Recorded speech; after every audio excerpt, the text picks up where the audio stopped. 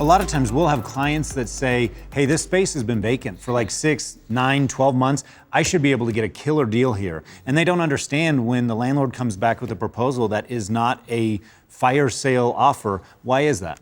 Because the value of the property is predicated on that space's lease rate. The value of a property is directly correlated to the last lease you did in the property. Mm-hmm. If the landlord has a property where everyone's paying $20 a square foot, and they have one space vacant, even if it's been vacant for a while, they can't do a deal at $16 a square foot, because if they want to then go and sell that property, any investor is going to say, well, every lease rate here really has an effective rate of $16 a foot.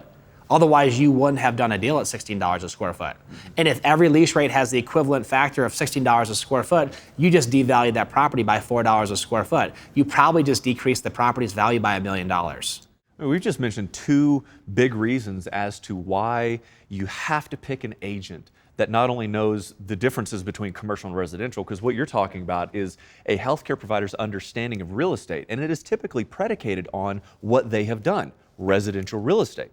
And in residential, you get fire sales. You get people who have to sell a home. You get people who are getting a bind, or if the home was bankrupt, or the person went bankrupt, so the bank took over the property, and now they're able to get a steal.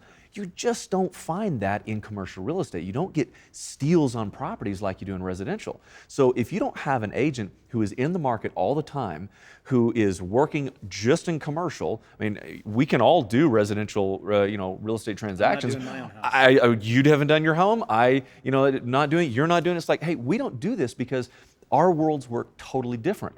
And so you want someone who is in your world, who only represents your side of the table, because the thing that you talked about with what a landlord is looking, his objective in a commercial real estate transaction is to get the most money possible.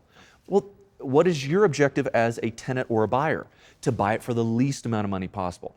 So if you don't have an agent who solely represents your side of the table, they don't see it that way. They're even if they're only representing you on that transaction, they're still going to be, as a market as a whole, they're going to look at it and go, that's a pretty good rate. I've seen, maybe it could get a little better, but that's a good rate. I mean, I've seen some other concessions, or, worst case scenario, it could be that landlord kind of, taps him on the shoulder and goes, look, man, let's just get this deal wrapped up. You've been talking to me about these other properties for, a couple years. I'll sit down and talk to you after that. Now, hopefully that's not the scenario, but we all know that it happens.